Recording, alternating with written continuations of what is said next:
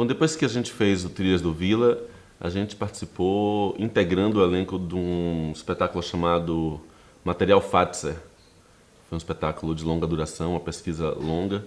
Eu fazia direção musical também no Material Fatser, o diretor era Márcio Meirelles, mas assim, haviam 10 compositores da Escola de Música da UFBA participando disso com a gente.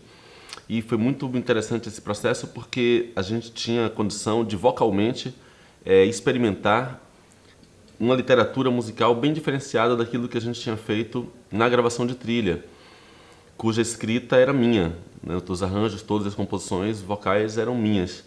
E no caso do Material Fatser, a gente entrava em contato com uma outra literatura vocal que exigia tecnicamente da gente coisas que a gente não tinha naquilo que eu propunha naquele momento. Quando acabou o Material Fatser, a gente se via assim, e faremos o que agora?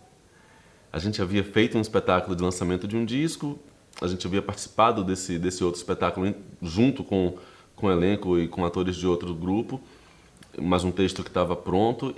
E o que veio para o grupo era a necessidade de dizer algo que quisesse dizer algo que tivesse vontade naquele instante, não de ir de encontro, como havia ido anteriormente, a coisas que já existiam por algum motivo e cuja vontade inicial, cujo impulso inicial de fazer não havia sido interno. E acho que foi um momento muito, muito importante para a gente. Não lembro como, não lembro por que vias. Eu lembro vagamente de uma discussão em que lembro de alguém ou de pessoas dizendo que, poxa, era bacana que fosse algo mais ligado ao universo afetivo, romântico talvez, mas mais ligado à sensibilidade, que talvez tenha sido um desejo amplificado pelo fato de Material Fatser ser um espetáculo muito denso e falando demasiadamente humano, mas discutindo o homem, a política, a sociedade, a economia, a guerra de forma muito densa. E a gente entrou numa rotina de trabalhos que esses sim eram trabalhos de experimentação na sala. A gente meio que abraçou naquele momento a ideia de criar situações, experimentar situações.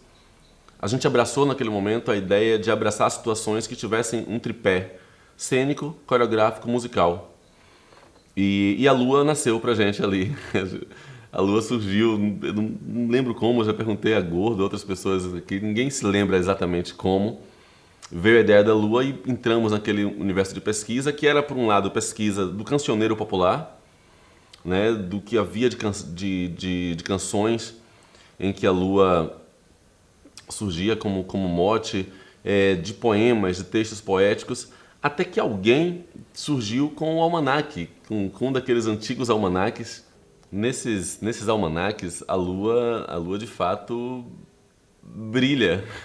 A gente foi se dando conta disso, que a Lua é de fato um astro que tem um certo protagonismo nesse tipo de literatura. Você encontra ali mitos, histórias sobre a Lua, você tem a Lua colocada ao seu alcance de forma prática, assim, quando fazer tal coisa, quando não fazer em função das fases da Lua, que aliás estão todas descritas também nos almanaques, e você chega ao ponto de ter receitas e não é mágica, simpatias. Então eu me lembro de uma simpatia que existia num almanaque desses que alguém trouxe, que era simpatia para recuperar um amor perdido. Essa, inclusive, a gente musicou. Não sei se eu lembro completamente, mas a música era ao vivo, né?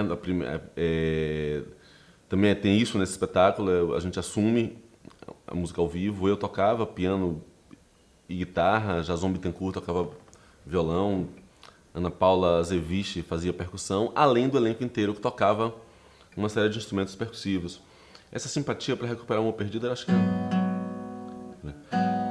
um caldeirão de cobre, 1 litro de água mineral, 8 folhas de... não lembro disso?